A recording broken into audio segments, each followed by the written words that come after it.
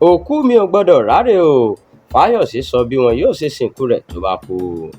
Gómìnà tẹ́lẹ̀ rí nípínlẹ̀ Èkìtì Ayọ̀délé Fayọṣe ti sọ gbangba-gbàǹgbà pé lẹ́yìn tí òun bá rí bí àgbáre, òkú òun gbọdọ̀ lò ju ọ̀sẹ̀ 4 lọ tí wọ́n fi gbọdọ̀ sin. Ó tún ti wá ṣàlàkalẹ̀ bí wọ́n ṣe gbọdọ̀ ṣe ètò ìsìnkú rẹ̀ tó sì kìlọ̀ pé ẹnikẹ́ni ò gbọdọ̀ ṣàbẹ̀wò sójú orí òun. Ó ní ìjọba Èkìtì ni yóò ṣe ètò ìsìnkú ọ̀hún. Nínú fọ́nrán fídíò kan tó tó ìṣẹ́jú 5 tó lọ káàkiri orí ìkànnì ayélujára ní Fayọṣe, ẹni tó pé ẹni ọdún 75 lókè èèpẹ̀ lónìí, ti ṣe eléyìí di mímọ̀. Ó ní nígbà tóun bá lọ tán, ẹnikẹ́ni ò gbọdọ̀ ṣe ìrántí òun o. Gẹ́gẹ́ bó ṣe wí, gbogbo wa la dágbádá ikú, tí n bá sì rí bí àgbáre, ìjọba ìpínlẹ̀ Èkìtì ló ní mi.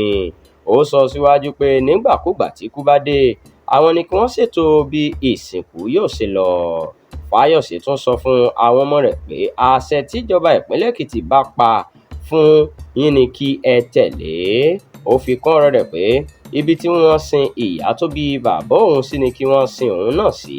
Ó ní òun ti ṣe àtúnṣe ibẹ̀ dáadáa.